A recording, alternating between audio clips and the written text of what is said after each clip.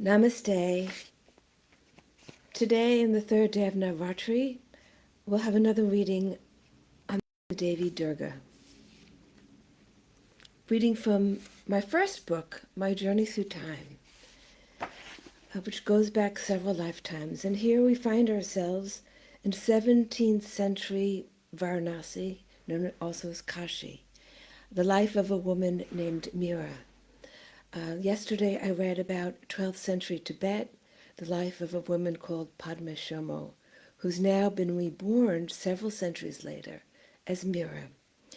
Mira was married into a prominent family where they do a lot of cultural activities. And one of the things she did was invite musicians and organize concerts. Well, one of the musicians she invites is a man, a foreigner. And even though she's a married woman with young children, they fall passionately in love with each other and have an affair. He is then time to leave, and he wants her to join him, go back to his home when she can't leave her family. So he leaves. She falls into despair. Her husband doesn't know what's wrong. He didn't know about the affair. So one night in the middle of a monsoon, she wanders out to the Ganga and falls in. She's saved by a sadhu, a swami, who then brings her to a community of widows who heal her, take care of her, try to bring her back to strength so that she can return home. The head of the community is a woman named she calls Mataji. So just before she's going to return home, she's very anxious about that because she's still very shut down. The sadhu appears to her again, and he gives her a little murti of Durga. And he says to her, "In this life, you will find solace in the mother. The same mother you found in the Ganga will be with you everywhere. Speak to her, pray to her, be absorbed in her, and you will find the joy you are seeking. That same mother is in you, my child. You need only awaken her. You must find her strength inside of you." Well, she returns to her husband, but she can't open her heart. She's still closed to him. She can't bring herself back to the way they were before. One night, after her husband, who doesn't understand what happened to her, just thinks she's mentally imbalanced, and he says to her, "When will you return to me?" She doesn't know what to do. She says, "I couldn't get to sleep that night, and when I finally did, I had a frightening dream. I saw Mother Durga in her most fearful form. Her black, wrathful eyes stared at me from all directions. Her many arms held the most threatening weapons, and they all seemed pointed toward me. Around her was fire, a wildfire spreading everywhere. I felt as if the fire was about to consume me. When I awoke with a racing heart, I was overcome with fear. As soon as the morning rays appeared, I made my way to Mataji, who I hadn't seen since I left her ashram months earlier. I was shaking. Was this retribution for my betrayal of my husband and for my rejection of him now? Would the mother refuse me after all? "Mira," exclaimed Mataji when she saw me, "what has happened?" She saw the fearful look on my face. I told her of my dream. "What a blessing that the mother has come to you," she said quietly. "How many yearn for a sight of her and are never granted the vision?" "I think she has come to destroy me," I replied in a trembling voice. "It is punishment for my deeds." She's still carrying around a lot of guilt. "No, no, you have it wrong," she answered fervently. "The mother only comes to strengthen, not to destroy. Never to destroy her devotee. She will stamp on your weaknesses, but only to lift you higher. She is to be praised for that. She only destroys the impediments. Her weapons are for that purpose only. She was giving you a great blessing, showing you that she is transforming your nature. That was the fire, Mira. It is a purifying fire, not a destructive one. You must do daily pujas to Durga, and she will consume your fears." I was quiet for a few minutes and then replied, "Every morning I sit before the statue as Swamiji has instructed me, but I feel nothing. I don't feel love for her as I should. Pray for that love to enter your heart. Pray with all your might, Mira, that you can transform your love into love for her. Well, the years pass and Mira still struggles with this. But eventually, a tragedy happens in that community. The Mughal ruler Aurangzeb destroys the great Kashi Vishwanath temple. And there's communal violence, and her husband says, we have to leave Varanasi for a period. So they go on pilgrimage into the Himalayas, and finally they end up in Kashmir, take a little cottage by the edge of a forest. And rumor has it that Durga can be seen riding her tiger through the forest, that people have caught sight of the great Devi riding her tiger, the Kashmiri forest. So she begins to wander into the forest in search of Durga. She comes across an old hut, and the hut is bolted, it's locked. She's curious about it. Run-down old hut, very small. She can't imagine why it'd be bolted. She keeps returning, and the hut is always locked. One day, it's not locked. She finds it open. On one of my walks into the forest, I came to the hut and found the door slightly ajar. I knocked, and when there was no response, I pushed the door open and peered inside. The hut was composed of a single room with only a small opening for a window. It was quiet and dark inside. As I entered and my eyes became accustomed to the dark, I saw a woman in the corner seated in meditation. Startled, I drew back. I didn't know whether to leave or to stay, so I simply stood by the door for a few minutes. I couldn't see her features very well, but she seemed somewhat older than me. She was dressed in Kashmiri clothes and had a shawl wrapped around her head. She didn't move or speak. Finally, I decided to leave, but as I stepped toward the door, I heard her voice. I turned to find her eyes half opened, as if she was slowly returning to the outer world. "You may stay," she said, in a dialect that by now had become familiar. Hesitantly, I approached her. She motioned for me to be seated, so I took one of the cushions in the room and moved it closer to her so that I could see her better. There was not much in the room, only a carpet and a scattering of cushions on the floor. I now noticed the statue of Durga in the corner and a rather large Shiva lingam, which was covered by many fresh flowers, the obvious results of a recent puja or ceremony. I stared at these, surprised to find Durga Ma there. Out of the corner of her eye, I caught the woman's half-smile, but her eyes remained only partially opened. "I see you know Durga Ma," she said slowly. "Not really," I replied. "Yes, I do," I corrected myself. I could see her more clearly now, and could tell that she was older than I had at first thought. Strands of gray hair peeked out from her head covering. Her face bore the lines of weather, wind swept from the cold mountain air. I started to introduce myself. "My husband and I are visiting, staying at a place just at the edge of the forest. We come for Kashi, but have been here for some months. I have walked by this place many times, but the door has always been locked. I was surprised to find it open today. I didn't mean to disturb you." She didn't respond. As I sat there, a yearning entered my heart. A yearning for what, I wasn't sure, but it was a newborn desire that seemed to burst forth. I gathered the courage to continue. "Since I came to Kashmir, I have felt a presence, and I wanted to understand it. There's something special about these mountains, something that I turned to face the linger. "I was brought up with devotion to Lord Ram. It was easy for me to feel devotion to Rama and Krishna. I married into a Shaivite family, and the linga sits in my home. But I don't understand Lord Shiva. His presence is here in Kashmir. I can feel it, but I don't understand who he is. Shiva, the destroyer." My confusion brought a half-smile to her face, and her eyes began to fully open. "The one the world calls the destroyer, yogis call the liberator," she said slowly. a warm light entering her eyes. Liberator. I had not heard that word before to describe him.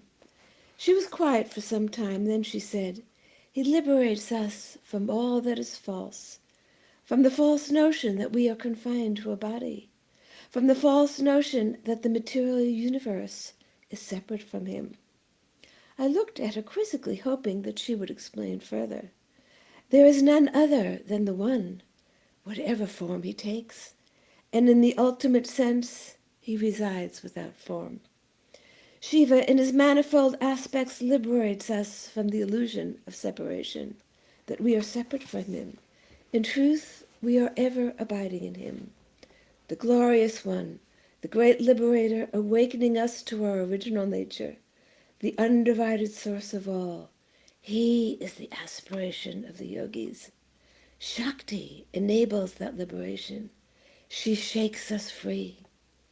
Shiva and Shakti are one, but they become two in order to perform the work of transformation, of liberation." With those words, her eyes closed again and she fell silent. I waited for her to reappear, but when she didn't, I also closed my eyes and tried to absorb what she had said. Much time passed before she opened her eyes again. "It takes man many lives and much suffering to even begin to wish to free himself from material bondage." She spoke as if in a trance. "You have had many blessings, not only in this life. Don't waste those blessings. It is no mere coincidence that has brought you here. In your heart is a hidden pain carried over from a previous birth, and even now its shadows remain. But that pain will be the cause of your awakening. The mother will free you. She is aware of every thought, every feeling that arises. She sees into your deepest part and knows even what you do not know about yourself. Do not doubt her." I was surprised to hear her words. It had been a long time since I felt pain over the events that had transpired earlier in my life. But as she spoke, I became aware of a very subtle feeling, a longing, a pain that was not associated with Atash, that was her beloved musician, a pain from an unknown cause. It was submerged and barely discernible to my normal waking mind. The thought came to me that this pain had taken the form of suffering over separation from Atash, but that it was older than that, of an earlier origin, one that was beyond my ability to identify. What was this pain? She seemed to know my train of thoughts. All suffering stems from the original separation from the divine, she said. Let me clarify. The appearance of separation, because indeed there is no real separation. It only seems to be so. Lord Shiva, or Durga, liberates us from this false notion that causes so much suffering.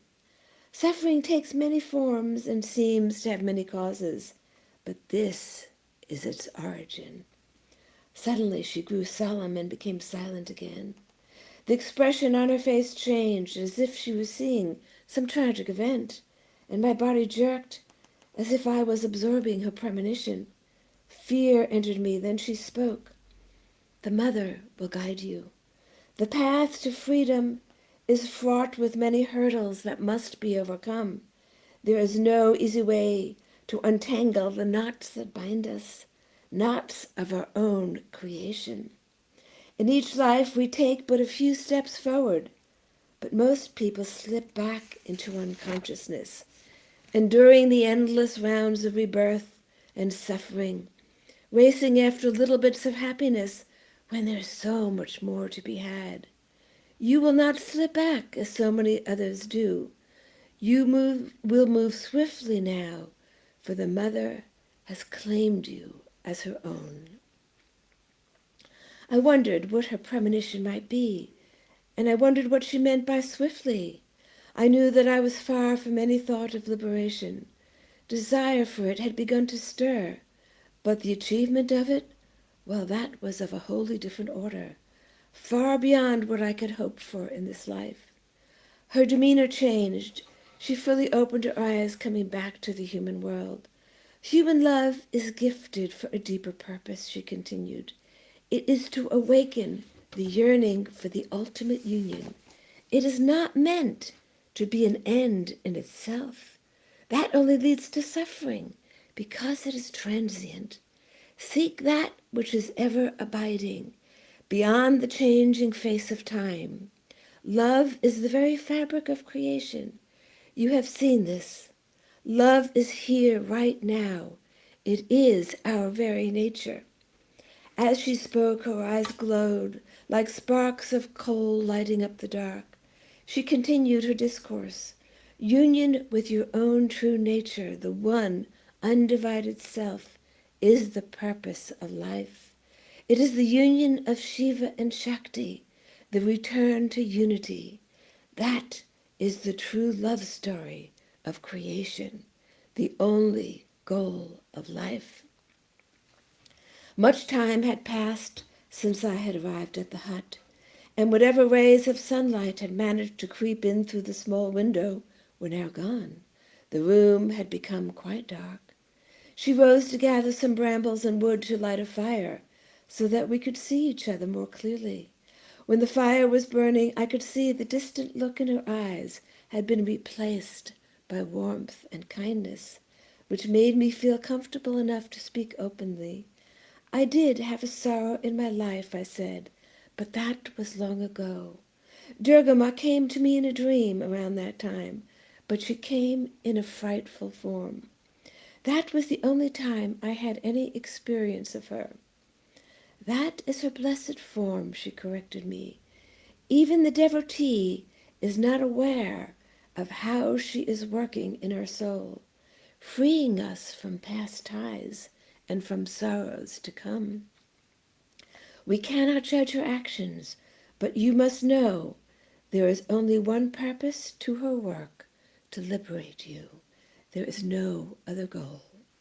We fell into silence again. I changed the subject and ventured to ask, how is it that you came to live in this forest? She smiled and replied, I lived here for many years with my teacher, and from her I learned many things. A woman teacher? I asked in surprise. She nodded. I would love to meet your teacher. She is here and not here. Her body has passed away, or so I assume. She wandered off into the peaks many years ago and never returned. Sometimes I think she has been absorbed into Durga Ma. As she spoke, a faraway look came into her eyes as her gaze turned to the statue of Durga. And you continue to live here alone? Are you not afraid? She laughed a loud and hearty laugh. You saw her form. Who can touch me with Durga Ma as my shield? When I am here, I keep up the pujas as directed by my teacher. But I also have become a wanderer. I go often into the mountains for weeks on end in pursuit of her. Along the way, there are holy people to visit. Sadhus, I asked. She nodded. There are few women hermits in these parts. I stay with them. My teacher was such a one. For many years she did ascetic practices. I was amazed by what I was hearing. Mataji was the closest to a woman saint that I knew, but her focus was social service rather than ascetic practices. I didn't think it possible for a woman to live such a secluded and austere life. I looked at the slight woman before me. Who would think her a hermit? She was dressed neatly, her hair combed back in a tight braid beneath her shawl. The images of hermits that I had were of unkempt and unruly figures. How I admired her and envied her freedom, freedom from all responsibility, and her courage to travel the forest alone. She laughed again, as if reading my thoughts. I envy you, I said, being able to devote yourself fully to these pursuits. I wish I had your strength and determination. As much as I try to devote myself to meditation, I find myself distracted.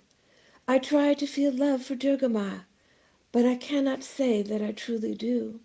I wish that I could feel as you do, that I could know her. Even though Durga had become a presence in my life, she was still a distant friend, one whom I approached with diffidence rather than love. This love must be cultivated, she said. It does not come in one lifetime. It takes repeated effort over many lifetimes. She got up to stoke the embers of the failing fire. I wish I had some food to offer you, but as you can see, the house is rather bare. You have fed me plenty, I replied, and you have stirred in me a desire for the Great Mother, a desire that has been there, but which, well, I suppose has not been strong enough. I think I still have fear of her wrathful form. She took my hands in hers and smiled as she looked again into my eyes. There was such tenderness in her face. Be rid of your fear forever. Nothing in this universe can harm you. Then she added, one day you will come to know more intimately the ways of the Mother. We sat together for some time in silence. Then I said, many years ago I nearly died. A sadhu saved me and gave me a small statue of Mother Durga. I sit with her in silence in the mornings, but I never learned to do any proper pujas. Can you teach me? I asked. She didn't respond at first and then said, it is your love that the Mother seeks. Rituals are only useful if they open the heart to that love. But perhaps the pujas will awaken that love, I responded in a quiet voice. She got up to put more wood on the fire. When the flames began to rise, she mumbled some words with closed eyes. Slowly, her voice quieted and she fell into silence again. Suddenly, I became aware of the time.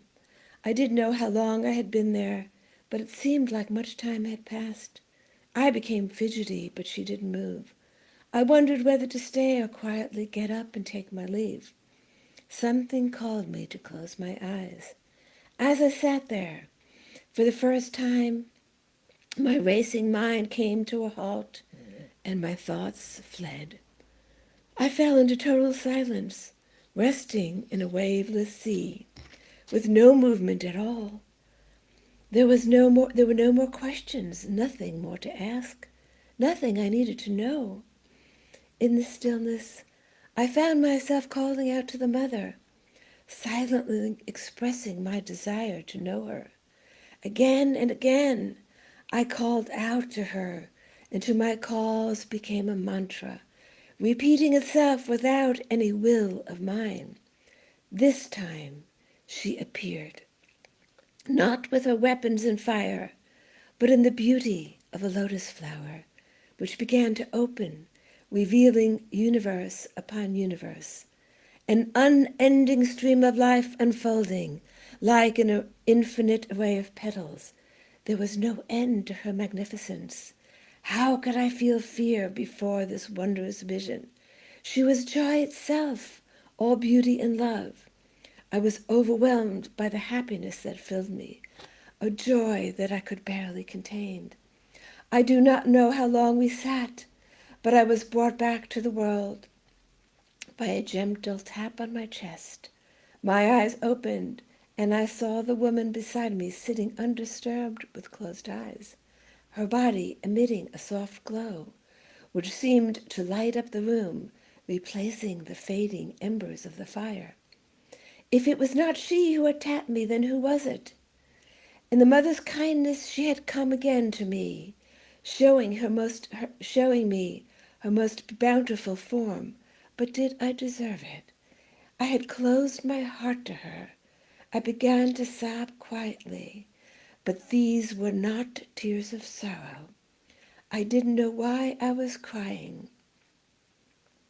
It was the soft flow of love returning, the awakening presence of the Mother. When she heard me, the woman opened her eyes. As she placed her hands over mine, my tears subsided. The Mother is entering your heart, she said softly. Let her flow through you. That is all you need. I looked into her face. My eyes were glowing with joy, grateful for the blessings she had bestowed on me. We sat there, for some time longer, bathed in the mother's presence. Of course, Mira then went about to ask who this woman was. Nobody had ever heard of her or seen her. And the hut was never open again. When she went back again and again, it was always bolted shut. So who was that woman hermit? Was she the mother herself? We'll continue tomorrow with readings for Navaratri, readings of Devi Lakshmi. Jai Ma.